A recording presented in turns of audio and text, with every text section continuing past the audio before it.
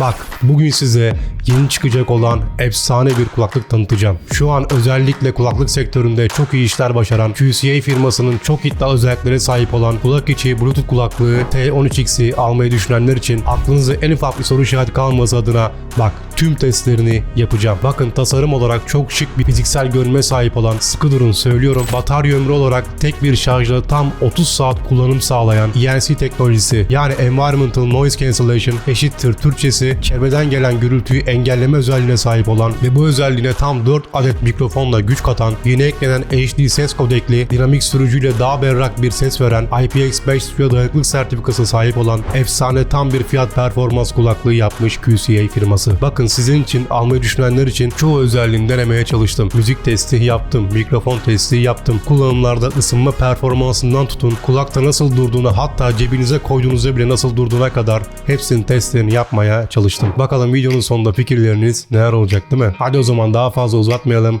QCA T13X'i hep beraber inceleyelim. Evet. Herkese merhabalar. Bak var ya yine çok etkilendiğim videolardan birindeyim. Ah şu Çinliler yine yapmışlar diyorum. Merak etmeyin ne olduğunu ne bittiğini hepsini sırasıyla size göstereceğim ve anlatacağım. Bu arada Çin'in dev teknoloji şirketlerinden biri olan QCA markasında bu kulaklıkları bana gönderdiği için de teşekkür ediyorum. Bak bizzat kendileri ta Çin'den buraya yaklaşık 10 gün içinde falan kargoladılar ve elimde oldu. Ben boşuna mı diyorum bu adamlar yapıyor diye. Bakın 2023'ün en yeni çıkan tam bir fiyat performans kulaklığını bu kez üretmişler. Bak gerçekten samimi söylüyorum. Eğer sınırlı paranız varsa, bütçeniz de 1000 TL civarlarındaysa direkt hiç düşünmeden alın derim. Videonun ilerleyen dakikalarına detaylarına değineceğim ama fiyatına göre özellikle tasarım ve özellikleri gerçekten etkileyici. Çok şık ve avucunuza oturan ergonomik bir fiziksel tasarım var. Onun dışında videonun trailerında söylediğim gibi tek bir full şarjda 30 saate varan kullanım sağlıyor ve bakın sadece 10 dakika bir şarj ile tam 1 saat kullanım bizlere sunuyor. Bluetooth 5.3 aktif çevre gürültüsü engelleme özelliğiyle dikkat çekiyor. Fakat burada en önemlisi ne oluyor? Tabii ki de yaptığım testlerden sonra sizin fikirleriniz. Bakalım siz kulaklığı beğenecek misiniz yoksa beğenmeyecek misiniz? Dediğim gibi önemli olan şu an bu. Ama tabii ki de daha önce ne yapacağız? Hadi gelin yeni kral QCA T13X'in kutusunu hep beraber açalım. Ve evet paketimiz Çin'den buraya kadar geldi. Yani paketleme olarak fena değil. İçinde hava kabarcıklı sanırım kutuya koymuşlar. Şimdi tabii ki ne yapacağız? Kamp bıçağımızla kutuyu patlatacağız. Ve evet reis gözükmeye başladı. Hemen açalım. Artık bunda işimiz kalmadı. Bunu gönderelim. Evet yeni kral karşınızda. Sen de git. QCA markasının son bombası yani son çıkan en iddialı kulaklığı T13X elimde. Şimdi ilk önce şöyle kutunun tasarımına bakacak olursak bakın elinize ilk aldığınızda premium hissiyatı kesinlikle veriyor. Hem kutusu hem de şöyle üzerindeki baskılarından tutun renklerine ve renklerin canlılığına kadar adamlar şu Çinliler yine yapmışlar. Üzerine teknik özellikleri yazıyor fakat şu an bunlara hiç değinmeyeceğim çünkü birazdan hepsini detaylı bir şekilde size göstereceğim anlatacağım. Ama dediğim gibi oğlum var ya bak direkt kutu böyle çat çat ateş ediyor. Aynı şekilde kutunun arkasında da teknik özellikleri yer vermişler. Burada isterseniz barkodları okutup telefon uygulamasıyla buradan indirebiliyorsunuz. Dediğim gibi birazdan hepsini göstereceğim. O yüzden hiç değinmiyorum oralara. Evet burada da açacak bir yerimiz var. Hoppa. Şimdi burayı da açtığımıza göre artık reis geliyor. Hazır mıyız? Hazır mıyız? Hoppa. Evet artık bu kutuyla da vedalaşma zamanı geldi. Bunu da gönderelim. Şimdi ilk önce bir kutunun içine neler çıkıyor bakalım değil mi? Evet bir adet böyle kullanım kitapçığımız. İngilizce yazılara da yer vermişler. İngilizceniz varsa isterseniz okuyabilirsiniz. Zaten kimse okumuyor da ama eğer bu işlerde yeniyseniz ve bu tarz kulaklıkları yeni kullanmaya başlıyorsanız böyle gördüğünüz gibi detaylı bir şekilde kulaklığın hem kısa yolları hem de nasıl kullanıldığı böyle yazıyor. İsteyenler kullanım kitapçığından da böyle bakabilir. Şimdilik bunu gönderelim. Daha sonra içinden sanırım Type-C ve Tip A bir bağlantı kablomuz çıkıyor. Aynen dediğim gibi bunu da gönderelim. Şöyle göstereyim. Bir ucu Tip A standart USB girişimiz. Diğer ucu ise hızlı şarj için Type-C şarj kablomuz kutumuzun içinden çıkıyor. Bu arada şöyle şarj kablosunun materyaline gelecek olursak hissiyat fena değil. Güzel. Şöyle 20-25 santim boyutlarında bir kablo. Yani işinizi görür sağlam bir şeye benziyor. Şimdi gel bakalım. Bunlar da kulaklıklarımızın silikon başlıkları. Şöyle çıkaracağım. Evet gayet renkleri de güzel. Şu şekilde kulaklıklarınızın boyuna göre seçebiliyorsunuz. İsterseniz böyle small boylarını, isterseniz de böyle bir büyüklerini kullanabiliyorsunuz. Şöyle göstereyim. Yani adamlar bunu düşünmüşler. Bence gayet de iyi olmuş. İstediğiniz gibi kulağınızın boyuna göre takabilirsiniz. Evet şimdi olay burada. Küçük canavarımızı elimize alalım. Bu da yolcu. Bak var 3 tarz şeyler açarken var ya acayip rahatlatıyor. Rahatlatıcı videolar gibi. Evet QCA T13X şu andan itibaren elimde. Bir kere kutumuzu şöyle elime aldığımda ergonomik olarak gayet şık ve şöyle avuç içine bakın oturuyor direkt. Bak şöyle göstereyim. Direkt bir avuç içi kadar ve ergonomik olarak hem ağır değil hem de tutuş olarak hissiyatı çok iyi. Şimdi kutumuzu inceleyelim. Hemen burada Type-C girişimizin olduğunu görüyorsunuz. Buradan böyle bu şekilde kablomuzu takarak diğer ucumuzda hızlı bir adaptöre bağlayarak kutumuzun şarj işlemini gerçekleştiriyorsunuz. Kutunun bu tarafında göstergemiz var. Onun dışında herhangi bir bağlantı noktamız yok. Fakat sana bir şey söyleyeyim bak, samimi olarak çok zarif ve şık yapmışlar. Evet, şimdi kapağımızı açalım ve reisler bizi karşılasın. Evet, geliyor ve geldi. Şimdi bir kere kulaklıkları elime almadan önce menteşenin hassasiyeti, kapanması, açılması şöyle yapalım. Bak öyle bıraktığınız zaman çat diye çarpmıyor bak. Hafiften bir süspansiyon yapmışlar bak şimdi. Gördün mü? Yani kapanırken kutu zedelenmesin veya kapak kısımları çatlamasın diye aşırı kapatmaktan. Bak şöyle yavaşça kapanıyor. Yani diğer bazı kutuların çat diye çarpıyor. Daha sonra artık aşamalar meydana geliyor. Bu yeni modelle bunu güzel yapmışlar. Onun dışında kulaklıklarımız şöyle yaptığımızda bakın şu an sarsıyorum. Kesinlikle ve kesinlikle yere düşmüyor. Bak. Bayağı bir elimi şu an sarsıyorum. Kulaklıklarımız sapasağlam yerinde duruyor. Hiçbir şekilde oynama falan mevcut değil. Şimdi kutunun şöyle kapağının içini gösterdiğimde, bilmiyorum gözüküyor mu oradan ama diğer detaylarına buradan böyle ulaşabiliyorsunuz. Yine içeride de barkodumuz mevcut. Şimdi kulaklıkları şöyle bir çıkartıyorum. Bak var ya bak, abartmıyorum, çok iyi. Şunu size bir göstereceğim. Bak. Mıknatısların çekiş gücüne bakar mısın? Bak. Yani neredeyse 3-4 santim yukarıdan bırakıyorum ve direkt kutusuna oturuyor. Diğer tarafına bakalım.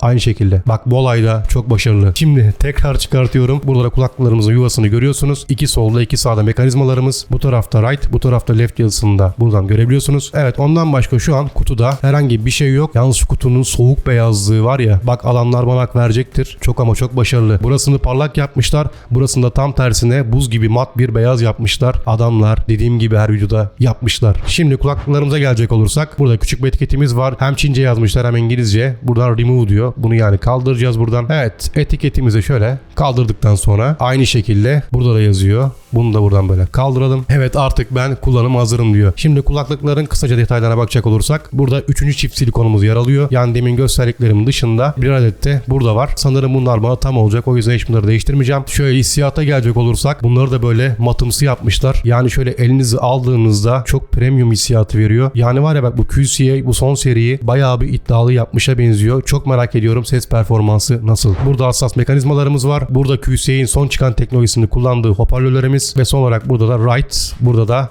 left yazılarımız kulaklıklarda mevcut. Bu da böyle aynı şekilde şöyle elinize aldığınızda şöyle göstereyim. Duruşu, renkleri, yani şu renklerin birbiriyle geçişi, uyumu, yani diyorum ya bak, tüm samimiyetimle söylüyorum, bu sefer bayağı bir uğraşıp yani en iyi fiyat performans ürünü yapalım demiş sanki QCA. Ve bu arada son olarak da tabii ki buradan böyle baktığınızda QCA firmasında logosunu görüyorsunuz. Aynı şekilde burada da QCA yazısı bizleri karşılıyor. Evet, kutu açılımımızı yaptık. Fakat isterseniz hadi gelin bir son kez kutumuzun içinden neler çıkıyor hep beraber bakalım. Kutumuzun içinden bir adet Type-C ve Tip A şarj adaptörümüz, 4 adet yedek kulaklık silikonlarımız, bir adet QCA kulaklık kutumuz, bir adet kullanım kitapçığımız ve tabii ki 2 adet de QCA Bluetooth kulaklığımız çıkıyor. Evet, var ya, her böyle bu tarz ürünlerle karşılaştığımda şu Çin mallarına günden güne daha çok sempatim artıyor, yemin ediyorum. Şimdi bu kulaklıklar daha çok kimin için? Müzik dinlemeyi çok sevenler ve sürekli telefon görüşmesi yapanlar için. Zaten çoğu kişinin de kullanım amaçları bu, değil mi? Ama bu kulaklıklarda kullanım amacını özellikle bunlar için vurgulamışlar. Daha doğrusu bunlar için özel olarak tasarlamışlar. Bakın şöyle bir göz gezdirdim, biraz kullandığım müzik performansı var ya bak. Efsane. Çok beğendim. Fakat tabii ki de bunları size aktarmadan geçmiyorum. Kulaklığı kulağınıza takıp dinlemeden çok anlaşılmaz, fakat bakalım buradan geldiği kadar size yansıtmaya çalışacağım. Hani dışarıdayken özel sesi engelleme özelliği var ya, onu da denedim, bayağı bir kesiyor. Çok güzel çalışıyor. Aslında biliyorum direkt artık videoya girmemi istiyorsunuz. Çok da ben bazen goy goy yapıyorum. Tamam, o zaman artık hadi direkt dalıyorum. Şimdi bu kulaklıkları aldınız. Böyle elinizde. Tamam, eyvallah, kullanacaksınız da. Bak, bunun bir de telefon uygulaması var. Telefona nasıl bağlıyoruz? Telefonuyla nasıl kullanacağız? Telefon uygulaması neler var? Kulaklıkların arayüzünü nasıl yapılandırıyoruz? Kendimize göre nasıl ayar çekiyoruz? Size şimdi hepsini göstereceğim. Hadi gelin o zaman daha fazla uzatmadan hep beraber bakalım. Evet, şimdi kulaklık kutumuz ve kulaklıklarımız elimizde. Telefon uygulaması ile bu kulaklıkları nasıl kullanacağınızı göstermeden önce size bir şey daha göstermek istiyorum. Şimdi bakın, kutumuzu böyle açtığımızda, daha sonra ortadaki şeffaf tuşumuza bastığımızda bakın kulaklıklarımızın göstergesi şu an kırmızı yanıyor. Kulaklık kutumuzun ise ışığı mavi yanıyor. Yani şu an kutunun şarj durumu iyi durumda. Şimdi kulaklıklarımızı şöyle bir elime alacağım. Bakın kulaklıkların üzerinde böyle gördüğünüz gibi ledler var. Bak şöyle yakınlaştırayım. Üzerinde yanan ledleri görüyorsunuz. Aynı kutuda olduğu gibi kulaklıklarınızın da şarjı iyi durumdayken led ışıklar bu şekilde yanıyor. Fakat piliniz azaldığında veya bitmek üzere olduğunda hem kutuda hem de kulaklık üzerindeki ledler kırmızı yanmaya başlayacaktır. O zaman bu ne demek oluyor? Kulaklıklarınızı tekrar bir şarj etme zamanınızın geldiğini size işaret ediyor. Kutumuza tekrar koydum. Bakın şu an şarj oluyor. Kırmızı o yüzden yanıyor. Evet, bu şekilde böyle size incelemeden önce bir göstermek istedim. Kapağımızı tekrar kapatalım. Evet, artık o zaman telefon uygulamamıza bakmanın zamanı geldi. Evet, telefonumuzu aldık. Şimdi size telefonunuza QCA T13X'i nasıl kuracağınızı ve uygulama için neler yapabileceğinizi kısaca göstereceğim. İlk önce iOS veya Android hiç fark etmiyor. Ben iOS kullandığım için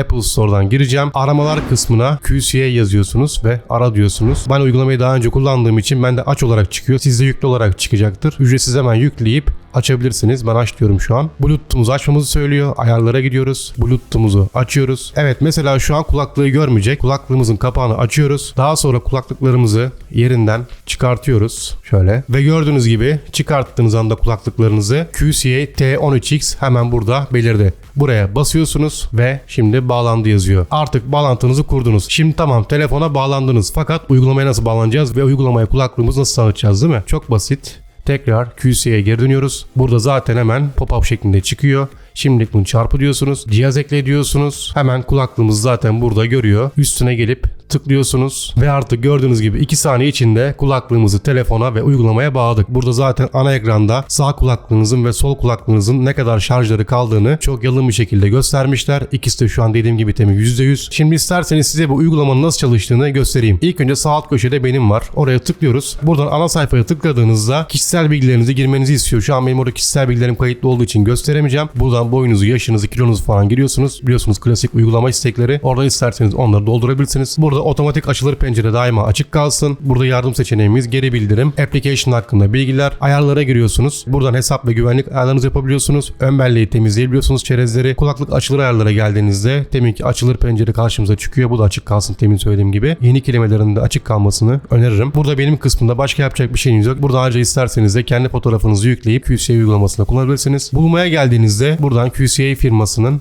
çeşitli ürünlerine bakabiliyorsunuz. İsterseniz buradan da böyle alışveriş yapabiliyorsunuz. Özellikle yurt dışındaysanız bizzat kendi mağazalarından da alabilirsiniz. Bir sürü böyle ürünleri var. Gördüğünüz gibi kulak üstü kulaklıkları da mevcut. Baksana, saatleri falan da var. Yani şu an son 200 senedir bayağı yükselişe geçen bir firma. Hatta çoğu orijinal markalı kulaklıkları bile solladı diyebilirim. Ben şahsen kullanıyorum ürünlerini. Gerçekten de beğeniyorum. Daha önce de kullanmışlığım var. Yani ilk defa bunu kullanmayacağım. Gerçekten başarılı diyebilirim. Şimdi bunun dışında bizim asıl işimiz şurada. Teçhizata basıyoruz. İlk önce teçhizat kısmından buraya bastığımızda buradan eğer QCA markalı herhangi bir başka kulaklığınız varsa veya saatiniz varsa bunları buradan ekleyebiliyorsunuz. Bu kulaklık dışında onları da kullanabiliyorsunuz. Daha sonra şuradaki 3 çizgiye geldiğimizde şu an mevcut bağlı olan kulaklığımızı görüyoruz. Elinizi şöyle sağdan sola ittirdiğinizde kulaklığınızı silebiliyorsunuz eğer silmek istiyorsanız. Ben tabii ki şöyle bir şey yapmayacağım. Daha sonra durumun yanında hemen ses var. Bak, en sevdiğim yerlerden biri. Burada kulaklığınızın sesini ister sağdan ister soldan gelmesini sağlayabiliyorsunuz. Bu tabii ki de ortada kalsın. Öyle bir şey yapmayın. Her neyse. Şimdi buradan kulaklıkta müzik çalarken ister varsayılan şeklinde, yani fabrika çıkışlı ayarlayabiliyorsunuz. Müzik equalizer'ını, basslarını, tizlerini otomatik olarak ayarlıyor. İsterseniz böyle popüler olarak kullanabiliyorsunuz. İsterseniz bas ağırlıklı kullanabiliyorsunuz. İsterseniz rock ağırlıklı kullanabiliyorsunuz.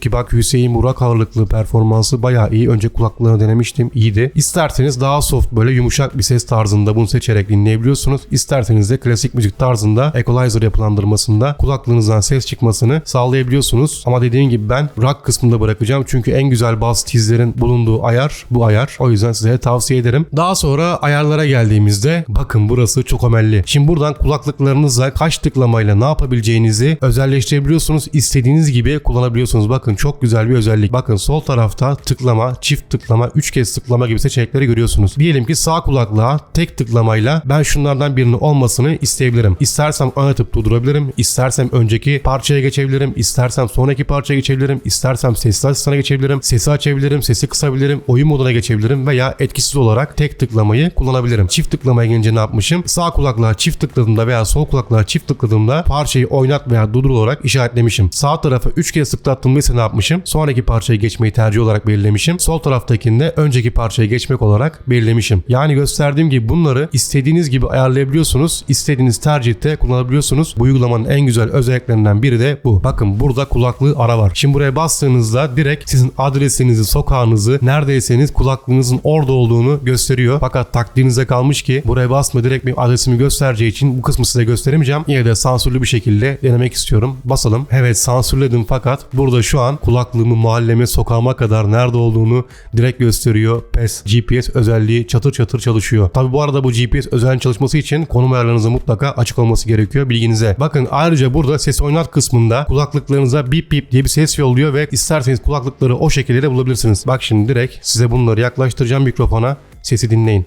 Bak basıyorum. Duyuyor musunuz? Bak. Bu şekilde böyle bip bip diye sesler yolluyor ve o sese istinaden kulaklıklarınızı evde kaybettiyseniz bu şekilde de bulabiliyorsunuz. Bence gayet çok güzel özelliklerden biri olmuş. Bilmiyorum siz ne düşünüyorsunuz? Daha sonra planlanmış kapatma var. Buradan kulaklıklarınızın ne zaman kapanmasını istiyorsanız ayarlıyorsunuz. Bu zaman aralıklarında kulaklıklarınız eğer kapatmayı unuttuysanız veya takmayı unuttuysanız otomatik olarak kapanıyor. Tercihinize kalmış. İsterseniz de hemen kapat deyip kulaklıklarımızı kapatabiliyorsunuz. Buradan şuraya basarak oyun modunu aktif edebiliyorsunuz. Oyun oynarken veya video izlerken daha az gecikmeyle çok daha iyi bir performansla kulaklıklarınızı kullanabiliyorsunuz. Zaten test aşamalarının hepsini göstereceğim. O yüzden şu an bunların hepsini es geçiyorum. Burada aygıt yazılım yükseltmesi var. Buradan kulaklıklarınızı güncelleyip en son versiyonda kullanabilirsiniz. Daha fazla ayara geldiğimizde cihazı adlandır var. Buradan cihazınıza kendi isminizi yazıp kullanabilirsiniz. Tercih meselesi. Buradan varsayılan ayarlara geri yükleyebiliyorsunuz. Eşleştirme geçmişini temizleyebiliyorsunuz. Cihaz bilgisine geldiğimizde ürün kimliği QCI T13X, tekrar burada markamız, MAC adresimiz ve sürüm numarasına buradan ulaşabiliyorsunuz. Bunlardan başka da uygulamamızda herhangi başka bir şey yok. Çok sade ve anlaşılır. Güzel bir şekilde yapmışlar. Ayrıca telefon uygulamaları da böyle hiçbir şekilde kasmıyor, donmuyor. Bakın çok akıcı bir şekilde kullanabiliyorsunuz. iOS ve Android hiç fark etmez. Tek yapmanız gereken QCI'nin uygulamasını indirip telefonunuza kurmak ve bu şekilde çatır çatır güzel bir şekilde kullanmak. Evet, nasıl sizce? Özellikle uygulama üzerinden şu kulaklıkları yapılandırması ve bunun çok kolay olması ve müzik modlarının performansı gerçekten bence çok etkileyici. Yani bizzat denedim. Çok iyi çalışıyor. Hatta şimdi sizlerle beraber tekrar deneyeceğim. Bu ne demek oluyor? En sevdiğiniz yere geliyoruz. Yani test aşamalarına. Yani kulaklığın şöyle elde duruşu falan bakar mısın? Çok iyi değil mi ya? Demin de kutu açılımında gösterdiğim gibi hem tasarım olarak hem de şöyle ergonomik olarak görüntüsü, kutunun böyle şıklığı, ele oturuşu falan bence 10 numara yapmışlar. Tabii ki de bir iki sevmediğim özelliği var. Onu da videonun sonunda size söyleyeceğim. Şimdi direkt artık olaya giriyorum. Ne yapacağız? Biliyor musunuz? Telefondan sizlere bu kulaklığı nasıl kullanacağız ve müzik performansına bir kendim bakacağım. Daha sonra size yansıtacağım. Bakalım nasıl sonuçlar verecek. Evet, şu an sağ kulaklığı takıyorum. Bak var ya direkt şak diye girdi. Hiç sektirmiyor bak, yemin ediyorum. Bip diye ses geldi. Bak şu an konuşuyorum ya, kendi sesimi duyuyorum. Etrafta temin şöyle bir uğultu vardı. Şu an onu hiç duymuyorum bak. Yani aktif noise cancelling özelliği de var. Yani gürültü engellemeden bahsediyorum. Her neyse. Şimdi zaten görüntüyü ekrana yansıtacağım. İlk önce bir müzik açacağım. Bakalım müzikler nasıl patlıyor. Hep beraber görelim değil mi? Evet, şu an bir tanesini açıyorum. Evet. Şarkı şu an başladı. İlerleteyim biraz şöyle. Ortalara geleyim. Of, geliyor. Of. Of. Yapıyorsunuz oğlum bu işi, yapıyorsunuz, yemin ediyorum bak, yapıyorsunuz. Bak tizlerle basslar çok iyi. Midler orta seviyede. Şu an dışarıdaki ortam gürültüsü sıfır bak, hiç gelmiyor. Tüm samimiyetimle söylüyorum. Bir şarkı değiştireceğim. Başka bir şarkı açacağım. Bayılıyorum bu şarkıya. Biraz geçeyim ortalara. Öf öf öf. Biraz daha geçeceğim, şöyle bakayım. Patlayan kısma geleceğim. Geliyor.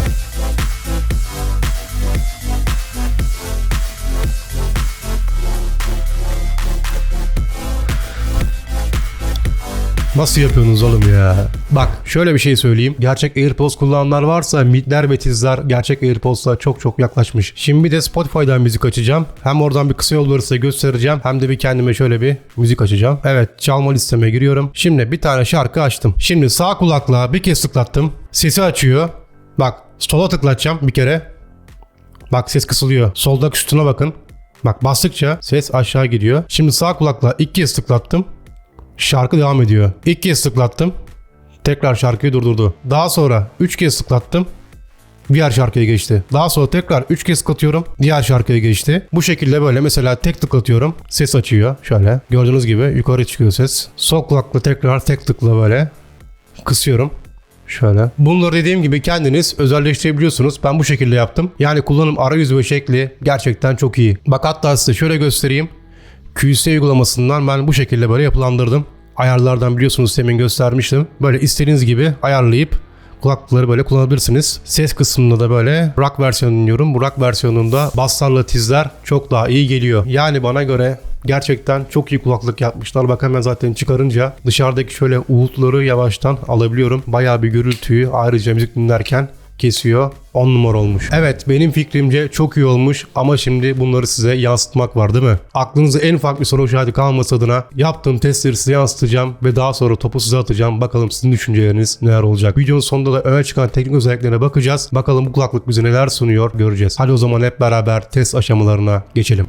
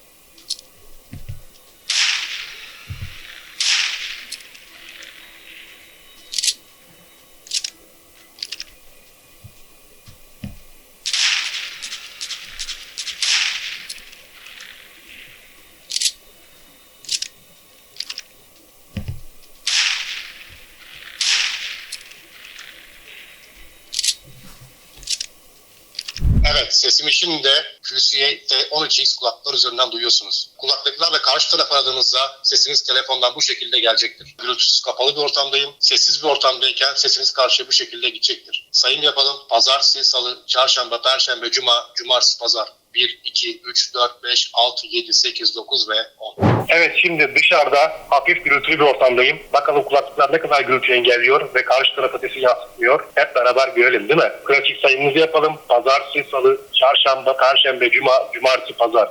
1, 2, 3, 4, 5, 6, 7, 8, 9, 10. Evet, QC T13X'in gürültü engellemeli performansı da bu şekilde çalışıyor.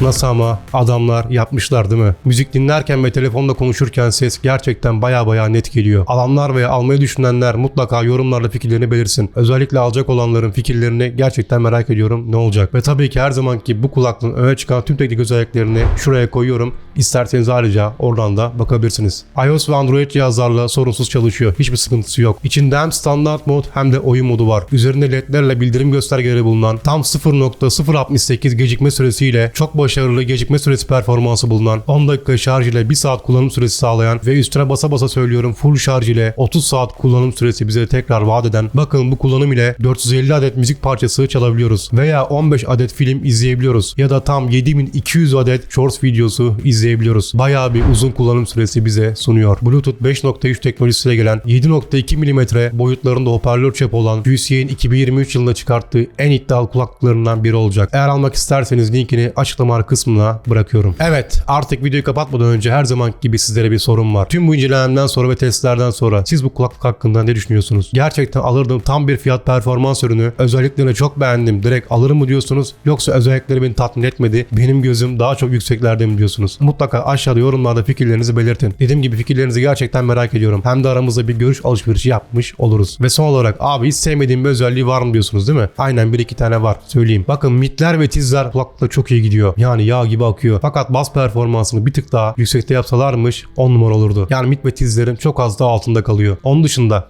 kutunun şu alt kısmı var ya, mat kısmı bak böyle. Burası birazcık zamanla kirleneceğe benziyor. Yani birazcık kir tutuyor. Bu kısmını biraz daha toz kapmayan, yapışmayan materyallerden yapsalarmış çok daha iyi olurdu. Yani bunların dışında aslında fiyatına göre çok iyi bir cihaz yapmışlar. Benim görüşlerim, incelemelerim bu şekilde. Umarım size de yararlı olmuştur. Evet, artık videonun yavaş yavaş sonuna geliyorum. Ne diyoruz? Eğer bu içerik size yararlı olduysa mutlaka kanalıma abone olmayı, bu tarz videolardan hemen haberdar olmak için yandaki bildirim çanını açmayı ve eğer gerçekten beğendiysen koskocaman beğen tuşuna basmayı unutmayın. Siz beğen tuşuna bastıkça sizler gibi herkes bu içerikten yararlanmış olacak. O yüzden karar size kalmış. Diyorum ve artık ben kaçıyorum. Kendinize çok iyi bakın. Teknolojiden uzak kalmayın.